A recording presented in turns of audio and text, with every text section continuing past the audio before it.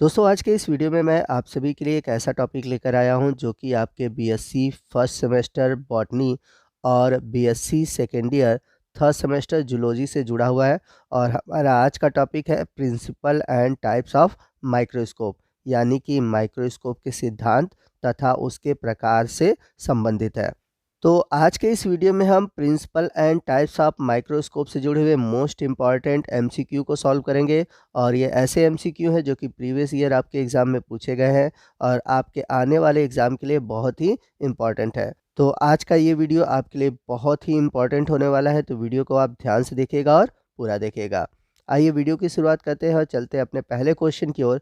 तो हमारा आज का पहला क्वेश्चन है, the first microscope is invented by, यानी कि प्रथम माइक्रोस्कोप का आविष्कार किसने किया था। आपके ऑप्शन है, पहला ऑप्शन है रॉबर्ट हुक, दूसरा है नॉल एंड रस्का, तीसरा है केपलर एंड गैलीलियो और लास्ट है जैकेरियस जॉनसन। तो प्रथम माइक्रोस्कोप का आविष्कार करने वाले वैज्ञानिक थे जैकेरियस जॉनसन, जिसे जेड जॉनसन के नाम से भी जाना जाता है। तो आपका जो राइट ऑप्शन है ऑप्शन डी है। चलते हैं अगले क्वेश्चन की ओर। अगला क्वेश्चन है, electron microscope was invented by, यानी कि इलेक्ट्रॉन सूक्ष्मदर्शी का आविष्कार किसने किया था। आपके ऑप्शन है, पहला ऑप्शन है नॉल एंड रस्का, दूसरा है रॉबर्ट कोच, तीसरा है ल्यूवेनहॉक और लास्ट ऑप्शन है सीपी स्वानसन। तो आपको बता दें, इलेक्ट्रॉन माइक्रोस्कोप का आविष्कार करने वाले वैज्ञानिक थे नॉल एंड रस्का। तो आपका राइट ऑप्शन है option A. Question number third है, classroom compound micro was invented by, यानी कि आपने क्लासरूम में या फिर अपने लैब में देखा होगा कंपाउंड माइक्रोस्कोप, ठीक है। तो उस कंपाउंड माइक्रोस्कोप की खोज किसने की थी। आपके ऑप्शन दिए हुए हैं, पहला ऑप्शन है रॉबर्ट हुक, दूसरा है नॉल एंड रस्का, तीसरा है केपलर एंड गैलीलियो और लास्ट है जैकेरियस जॉनसन।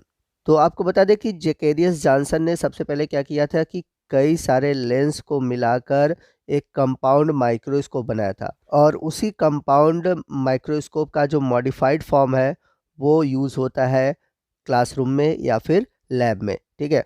तो इस तरह से देखा जाए तो पहले कंपाउंड माइक्रोस्कोप का निर्माण करने वाले जो वैज्ञानिक थे वे थे जैकेरियस जॉनसन। तो आपका राइट ऑप्शन है ऑप्शन डी। चलते हैं क्वेश्चन नंबर 4 की ओर। क्वेश्चन नंबर 4 है, विच of the following is used in an electron microscope, यानी कि निम्नलिखित में से किसका प्रयोग इलेक्ट्रॉन सूक्ष्मदर्शी में किया जाता है। आपके ऑप्शन दिए हुए हैं, पहला ऑप्शन है इलेक्ट्रॉन बीम, दूसरा है मैग्नेटिक फील्ड, तीसरा है लाइट वेव और लास्ट है electron beam and magnetic field.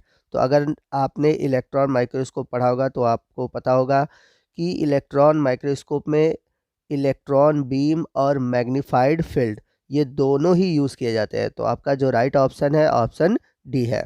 चलते हैं क्वेश्चन नंबर 5 की ओर। क्वेश्चन नंबर 5 है, the image form by A compound microscope is, यानी कि एक संयुक्त सूक्ष्मदर्शी द्वारा बनाया गया प्रतिबिंब होता है। आपके ऑप्शन है, पहला ऑप्शन है वर्चुअल एंड इनलार्ज, यानी कि आभासी तथा बड़ा, दूसरा है वर्चुअल एंड डिमिनिश्ड, यानी कि आभासी तथा छोटा, तीसरा ऑप्शन है रियल एंड डिमिनिश्ड, यानी कि वास्तविक तथा छोटा और लास्ट ऑप्शन है रियल एंड इनलार्ज। तो ये तो हमें पता है कि किसी भी हम माइक्रोस्कोप से देखेंगे तो जो प्रतिबिंब बनेगा वो तो बड़ा बनेगा, यानी कि इनलार्ज होगा। तो यहाँ पर दो ऑप्शन बचते हैं, ए और डी, ठीक। अब बात आती है कि जो इमेज बनेगा यानी कि जो प्रतिबिंब बनेगा वो कैसा होगा, वर्चुअल होगा या रियल होगा। तो प्रतिबिंब जो बनेगा वो भी क्या होगा, रियल होगा। तो इस हिसाब से देखा जाए तो हमारा जो राइट ऑप्शन होगा ऑप्शन डी होगा, रियल एंड इनलार्ज। चलते हैं क्वेश्चन नंबर 6 की ओर। क्वेश्चन नंबर 6 है, as compared to light microscope the resolving power of an electron microscope is how many times more, यानी कि अगर हम प्रकाश सूक्ष्मदर्शी की तुलना में अगर हम इलेक्ट्रॉन सूक्ष्मदर्शी की विभेदन क्षमता की बात करें तो यह कितने गुना अधिक होता है। तो आपको बता दें कि इलेक्ट्रॉन सूक्ष्मदर्शी की विभेदन क्षमता प्रकाश सूक्ष्मदर्शी की तुलना में 1000 गुना अधिक होता है। तो यहाँ पर आपका जो राइट ऑप्शन है ऑप्शन डी है। चलते हैं अगले क्वेश्चन की ओर। क्वेश्चन नंबर 7 है, resolving power of a microscope is a, यहाँ पर फंक्शन लिखा हुआ है, यहाँ पर फ्रैक्शन होना चाहिए, इज ए फ्रैक्शन ऑफ, यानी कि जो सूक्ष्मदर्शी की विभेदन क्षमता होती है वह किसके फलन होती है। आपके ऑप्शन है, पहला ऑप्शन है वेवलेंथ ऑफ लाइट यूज, यानी कि जो प्रकाश की तरंग दैर्घ्य है उसके, दूसरा है numerical aperture of lens system यानी लेंस तंत्र का संख्यात्मक द्वारक। तीसरा है रिफ्लेक्टिव इंडेक्स और लास्ट है wavelength of light used and numerical aperture of the lens system यानी कि प्रकाश सूक्ष्मदर्शी की तरंग दैर्घ्य तथा लेंस तंत्र का संख्यात्मक द्वारक। तो किसी भी लेंस की जो विभेदन क्षमता होती है यानी कि रिजॉल्विंग पावर होती है वह उसके वेवलेंथ और उसके न्यूमेरिकल अपर्चर के फ्रैक्शन के बराबर होता है। तो आपका राइट ऑप्शन है ऑप्शन डी। क्वेश्चन नंबर 8 है high magnification of electron microscope is due to यानी कि इलेक्ट्रॉन माइक्रोस्कोप का उच्च आवर्धन किसके कारण होता है। तो इलेक्ट्रॉन माइक्रोस्कोप की जो आवर्धन क्षमता होती है वह electron beam, electromagnets, high voltage इन सभी के कारण होती है। तो इस हिसाब से देखा जाए तो हमारा जो राइट ऑप्शन बनेगा यहाँ पर है option D, all of the above. Question number 9 है which part of the compound microscope help in gathering and focusing light rays on the specimen to be view यानी कि संयुक्त सूक्ष्मदर्शी का कौन सा भाग देखे जाने वाले नमूने पर प्रकाश किरणों को एकल करने तथा फोकस करने में मदद करता है। तो अगर आपने कंपाउंड माइक्रोस्कोप पढ़ा होगा तो किसी भी माइक्रोस्कोप में जो स्पेसिमेन है स्पेसिमेंस पे प्रकाश डालने का काम करता है कंडेंसर लेंस। तो आपका राइट ऑप्शन है ऑप्शन सी।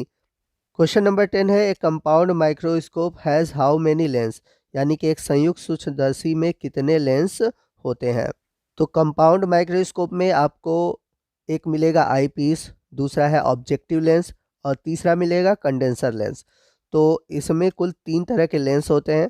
तो यहाँ पर आपका जो राइट ऑप्शन है ऑप्शन सी है 3। क्वेश्चन नंबर 11 है when the power of ocular lens is 10x and objective lens is 20x the magnification is यानी कि जब ऑकुलर लेंस यानी कि जो आई पीस लेंस है उसकी क्षमता 10x हो और जो ऑब्जेक्टिव लेंस है उसकी क्षमता अगर 20x है तो मैग्निफिकेशन पावर यानी कि आवर्धन क्षमता कितनी होगी। तो यदि आपने मैग्निफिकेशन पावर पढ़ा होगा तो मैग्निफिकेशन पावर का फार्मूला होता है कि किसी भी लेंस की जितनी क्षमता है उसको आपस में मल्टीप्लाई कर दें तो हमें मैग्निफिकेशन पावर पता चल जाता है। तो अगर ऑकुलर लेंस की क्षमता 10x है और ऑब्जेक्टिव लेंस की क्षमता 20x है तो 10 में 20 का मल्टीप्लाई कर दे तो आएगा 200। तो यहाँ पर जो मैग्निफिकेशन पावर होगा वो होगा 200 टाइम्स यानी कि 200 गुना। तो आपका राइट ऑप्शन है ऑप्शन सी। चलते हैं अगले क्वेश्चन की ओर। क्वेश्चन नंबर 12 है a fluorescence microscope which of the following performance the function of removing all light except the blue light यानी कि प्रदीप्त माइक्रोस्कोप में निम्न में से कौन सी नीली रोशनी को छोड़कर सभी प्रकार के प्रकाश को हटाने का कार्य करता है। आपके ऑप्शन है पहला ऑप्शन है एक्साइटर फिल्टर, दूसरा है बैरियर फिल्टर, तीसरा है डाइक्रोनिक फिल्टर और लास्ट है मर्क्यूरिक आर्क लैंप। तो इस क्वेश्चन का जो राइट ऑप्शन है ऑप्शन ए है उत्तेजक फिल्टर। क्वेश्चन नंबर 13 है all the following are the components of microscope except यानी कि किसे छोड़कर निम्नलिखित सभी माइक्रोस्कोप के घटक हैं। आपके ऑप्शन है पहला ऑप्शन है स्टेज क्लिप, दूसरा है फाइन एडजस्टमेंट, तीसरा है इलेक्ट्रॉन गन और लास्ट है बाइनोकुलर आई पीस यानी कि द्विनेत्री नेत्रिका।